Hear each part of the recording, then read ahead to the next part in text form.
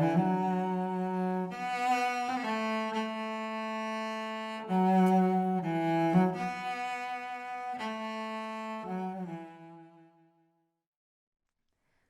good people of Islay. How are you doing? Last year, this was the highlight of my year. Coming there to your beautiful island, reading in your fantastic Gaelic college with the most wonderful views of just about anywhere I've ever read in the world, right out onto the sea. In fact, I felt like I was on a boat really, and mixing with good-humoured and good-natured folk from all over the island. I was treated with such kindness and generosity, and it was just really, it was a lovely event. It had a great atmosphere in it because everybody was wanting to laugh really, and so we all did have a really good laugh together, and it was just fantastic. And it reminded me of what the very best book festivals do. They connect people together, they provide company, solace, and for that moment that people are all together in that room, they feel understood and they feel like they're sharing something quite intensely with perhaps a stranger, although on the island nobody's a stranger. Nobody's really a stranger on Islay. But anyway, so that's why I'm doing this for you, to wish you well for this year's, your first ever digital book festival. And I know that that's a different way of connecting people, and that people actually can get to digital events by attending them in their very own house, and it might be that you reach a whole set of different people than you would have done had they been held in the Gaelic College. We've got to see the upsides in these down and difficult and trying times. It reminds me of what Brecht said, "In the dark times will there be singing? Yes, there will be singing about the dark times."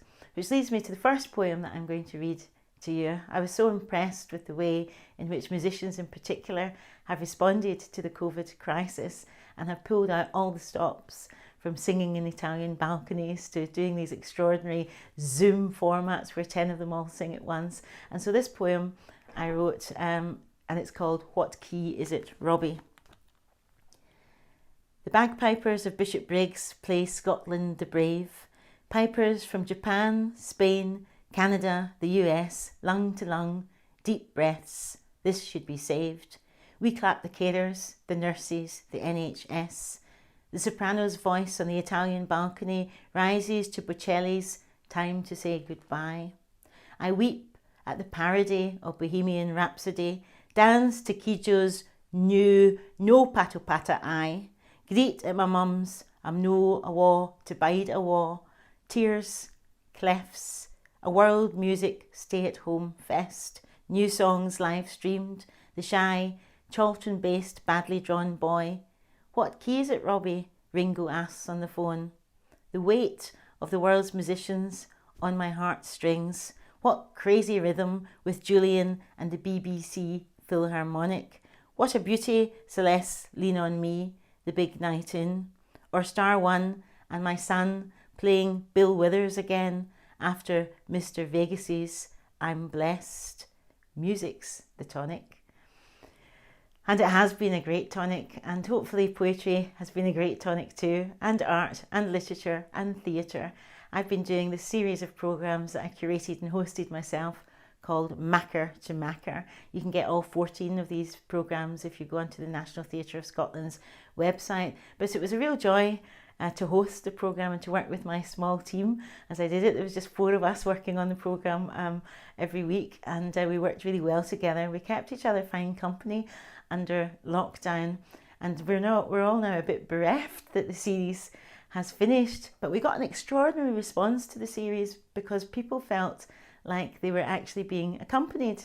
The idea behind it was to bring singing in the dark times, was to give people some company in their own living room, some kind of new age form of home entertainment. How we actually respond to a crisis artistically, I think, is very important and is a challenge to us.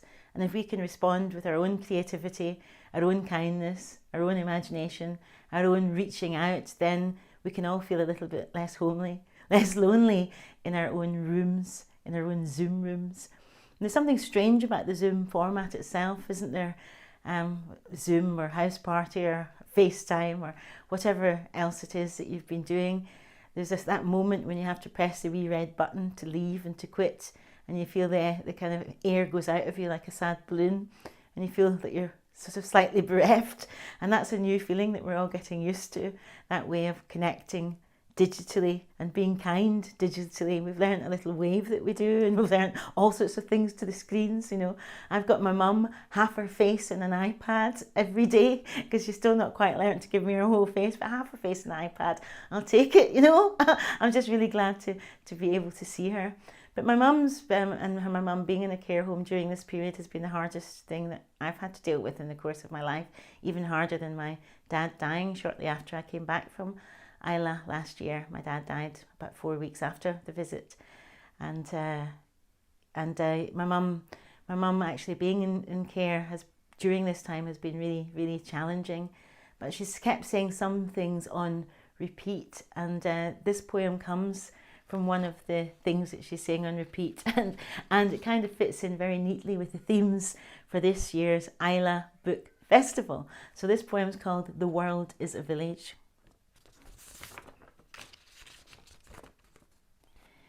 It's the whole world in our hands, my mum says, half her face on an iPad in her care home.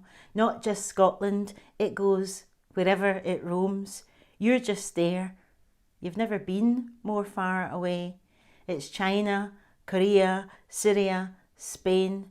Every way you turn, Nigeria, Australia, the USA, we're not alone. Families living grief, the bright light shone on us, human beings. We'll look back one day and the light will be grey and unforgiving. It's one thing to say we're all in the same boat, but what if we're not in the same boat?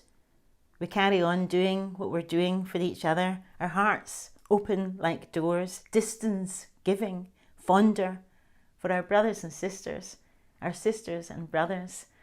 Well, congratulations on the achievement of putting this book festival together. I hope you get out to many people, and a whole different new range of people that have not been to see you before. I hope you reach surprising amounts of people, and I hope that it's all very satisfying, each and every one of your events. I'll be tuning in to see some of them myself, but I won't be tuning in to watch myself, because that would be a bit too weird.